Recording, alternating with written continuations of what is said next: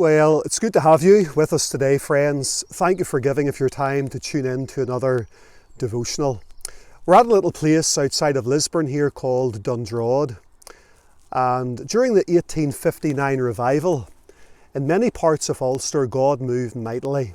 And he did so in this parish of Dundrod as well, here in the local Presbyterian church. Revival has been described in the Bible as being a time of refreshing from the presence of the Lord. Somebody in history, D.M. Paton, said that revival is the inrush of life into a body that threatens to become a corpse. Duncan Campbell said revival is a community saturated with the presence of God, and we long for revival.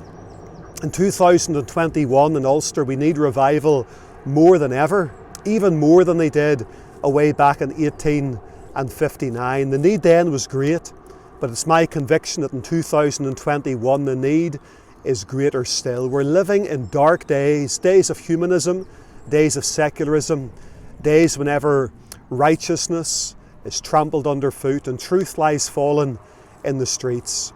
But we trust God for a better day. We trust God for a time of great revival blessing. I trust that you'll be like the psalmist today, and you'll make it your prayer that God himself will send revival. Wilt thou not revive us again, that thy people may rejoice in thee? Or like the prophet Habakkuk, revive thy work, O Lord. In the midst of the years make known, in wrath remember mercy. In the midst of the years, not at the beginning of the years, not at the end of years, but right now, in the midst, right in our day, and in our generation, Lord, would you come and revive your work? Dr. Paisley, I think it was round about the 100th anniversary of the 1859 revival, wrote this little book, The 59 Revival. And in this book he records something of the revival that took place in Dundrod. And I'm just going to read some of those words for you right now, as you see the old church in the background. The minister at that time was a man, the Reverend William McGill. And it records in this book, Dr. Paisley, the 59 Revival. Reverend William McGill relates how the revival came to Dundrod.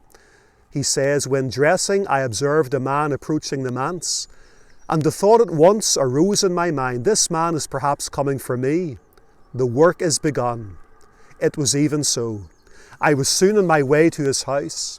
He told me as he went that one of his daughters, after returning home from the prayer meeting, had fallen ill, strangely ill, and that she was up all night and had raised the whole family to engage in prayer with her and for her, that she had never ceased praying and reading all night, and when he left her she was worse than ever, and he feared she was going wrong in her mind. He had done all he could to pacify her, and said to her if she wanted to be converted, to take up the matter coolly and not create an uproar about the house to alarm the neighbours. The same morning, Mr. McGill led the stricken one and one of her sisters to Christ. The awakening spread with the rapidity of a prairie fire when it is fanned with a mighty breeze, and on the following Sabbath, a very remarkable service took place. Mr. McGill describes it himself.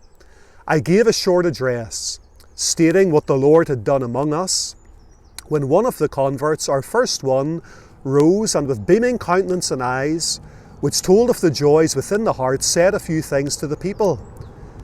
When here and there throughout the church parties rose and went out, labouring under deep conviction, and immediately the graveyard is filled with groups singing and praying around the prostrate bodies of men and women. Some are as in a trance, others crying for mercy. Some are still falling into the arms of friends and sinking as into a swoon. Some stagger to a distance and drop to their knees to pray over the graves of the dead. A few rush to the gates and fly in terror from the scene.